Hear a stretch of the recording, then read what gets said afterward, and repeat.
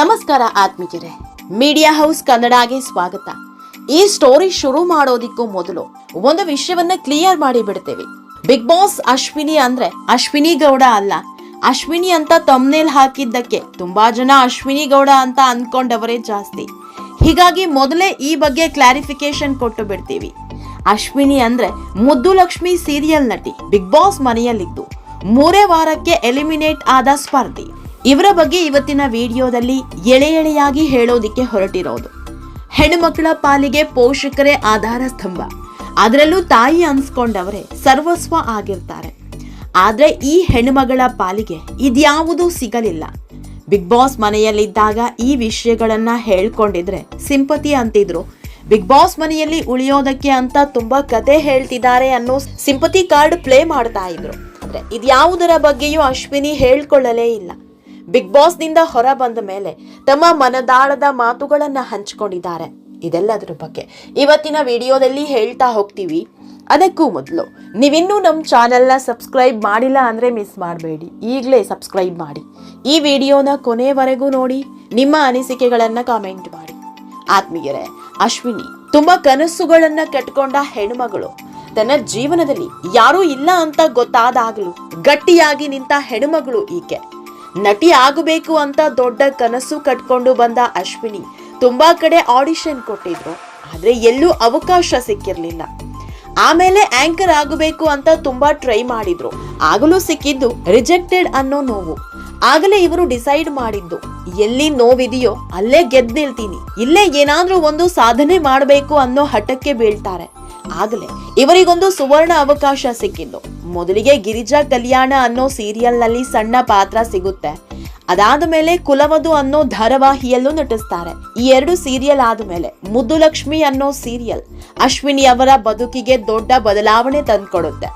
ಈ ಧಾರಾವಾಹಿಯಲ್ಲಿ main role ಆಗಿ ನಟಿಸಿದ್ರು. ಅಶ್ವಿನಿ ಅವರ ಈ ಪಾತ್ರಕ್ಕೆ ಒಳ್ಳೆ ಪ್ರಶಂಸೆ ಜೊತೆಗೆ ದೊಡ್ಡ ಮಟ್ಟದ ಹೆಸರು ತಂದ್ಕೊಡ್ತು. ಇವತ್ತಿಗೂ ಕೂಡ ಮುದ್ದು ಲಕ್ಷ್ಮಿ ಅಂತ ತುಂಬಾ ಜನ ಗುರುತಿಸ್ತಾರೆ. ಇದೇ ನೇಮು ಫೇಮೆ ಬಿಗ್ ಬಾಸ್ಗೆ ಕರ್ಕೊಂಡ್ ಬಂದಿದ್ದು. ಬಿಗ್ ಬಾಸ್ ಸೀಸನ್ 12ರ ಸ್ಪರ್ಧಿಯಾಗಿದ್ದ ಅಶ್ವಿನಿಗೆ ಅದ್ಯಾಕೋ ಲಕ್ ಕೈ ಹಿಡಿಲಿಲ್ಲ. ಜೋಡಿಯಾಗಿ ಬಂದಿದ್ದರ ಎಫೆಕ್ಟೋ ಏನೋ ಗೊತ್ತಿಲ್ಲ, 3 ವಾರಕ್ಕೆ ಮನೆಯಿಂದ ಹೊರ ಹೋಗಿದ್ರು. ಇದು ಅಶ್ವಿನಿಗೆ ದೊಡ್ಡ ಶಾಕ್ ಕೊಟ್ಟಿತ್ತು. ಹೀಗಾಗಿಯೋ ಏನೋ ಫಿನಾಲೆ ದಿನವೂ ಅಶ್ವಿನಿ ಇರಲಿಲ್ಲ. ಕೊನೆಗೆ ದೊಡ್ಡ ಮನೆ ಹಬ್ಬದಲ್ಲೂ ಕಾಣಿಸ್ಕೊಂಡಿರ್ಲಿಲ್ಲ. ಇದೆಲ್ಲದರ ಮಧ್ಯೆ ಈಗ ಇದೇ ಅಶ್ವಿನಿ ತಮ್ಮ ಕಣ್ಣೀರ ಕತೆ ಹೇಳ್ಕೊಂಡಿದ್ದಾರೆ. ಒಬ್ಬಳೇ ಬದುಕಬೇಕು ಅನ್ನೋದು ನನ್ನ ಡಿಸಿಷನ್ ಆಗಿತ್ತು. ಯಾಕಂದ್ರೆ ಕೆಲವೊಂದು ಎಕ್ಸ್ಪೀರಿಯನ್ಸ್ ಗಳಿಂದ ಹೊರಗೆ ಬರಬೇಕಿತ್ತು.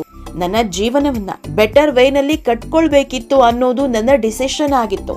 ನನ್ನ ಲೈಫ್ ನಲ್ಲಿ ಏನೇನ್ ಆಗಿದೆ ಅದೆಲ್ಲವೂ ಕೂಡ ನನ್ನ ಡಿಸಿಷನ್.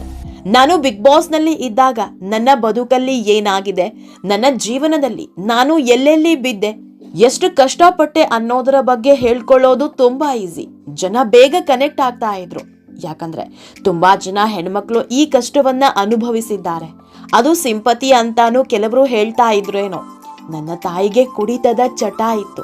ತಂದೆ ಆಗಿದ್ದಿದ್ರೆ ಅದು ಬೇರೆ ವಿಷಯ. ಆದ್ರೆ ತಾಯಿನೇ ಹೀಗ್ ಆದಾಗ ಯಾವ ಲೆವೆಲ್ಗೆ ಇಂಪ್ಯಾಕ್ಟ್ ಆಗಿರಬಹುದು. ಜನರಿಂದ ಸಿಂಪತಿ ಗಿಟ್ಟಿಸ್ಕೊಳ್ಳೋದು ಕಷ್ಟದ ಕೆಲಸ ಇರ್ಲಿಲ್ಲ. ಇದು ನನಗ್ ಬೇಡ ಆಗಿತ್ತು. ಎಂಥ ಪರಿಸ್ಥಿತಿಯಿಂದ ನಾನು ಹೊರ ಬರಬೇಕಿತ್ತು. ಒಳ್ಳೆ ರೀತಿಯಲ್ಲಿ ನನ್ನದೇ ಒಂದು ಜೀವನ ಕಟ್ಕೊಳ್ಬೇಕಿತ್ತು. ಹೀಗಾಗಿಯೇ ನಾನೀಗ ಎಲ್ಲರಿಂದ ದೂರ ಇದ್ದೀನಿ. ಈಗ ನನ್ನ ಕುಟುಂಬದವರು ಯಾರೂ ನನ್ನ ಜೊತೆಗಿಲ್ಲ. ಆದ್ರೆ ನನ್ನ ಒಳಿತನ್ನ ಬಯಸೋ ಸ್ನೇಹಿತರಿದ್ದಾರೆ, ಅಷ್ಟೇ ಸಾಕು ಅಂದಿದ್ದಾರೆ. ಒಬ್ಬ ಹೆಣ್ಮಗಳು ಎಲ್ಲರಿಂದ ದೂರವಾಗಿ ತನ್ನ ಕಾಲ ಮೇಲೆ ತಾನೇ ನಿಲ್ಲಬೇಕು ಅಂತ ಹೋರಾಡ್ತಿದಾರಲ್ಲ, ನಿಜಕ್ಕೂ ಗ್ರೇಟ್. ಈ ವಿಷಯವನ್ನ ಬಿಗ್ ಬಾಸ್ ಮನೆಯಲ್ಲಿ ಹೇಳ್ಕೊಂಡಿದ್ರೆ ಸಖತ್ ವರ್ಕ್ ಆಗ್ತಾ ಇತ್ತು. ಅಶ್ವಿನಿ ಬಗ್ಗೆ ಜನರಿಗೆ ಇರೋ ಅಭಿಪ್ರಾಯವೇ ಬದಲಾಗಿ ಹೋಗ್ತಾ ಇತ್ತು. ಎಷ್ಟು ಬೇಗ ಹೊರ ಹೋಗೋದಿಕ್ಕೂ ಜನ ಬಿಡ್ತಿರ್ಲಿಲ್ಲ. ಆದ್ರೆ ಅಶ್ವಿನಿಗೆ ಸಿಂಪತಿ ಮೇಲೆ ಗೆಲ್ಲೋದು ಬೇಕಿರ್ಲಿಲ್ಲ. ಅದಕ್ಕೆ ಅಲ್ವಾ ಈಗ ತಮ್ಮ ನೋವಿನ ಕಥೆಯನ್ನ ಹೇಳ್ಕೊಂಡಿರೋದು.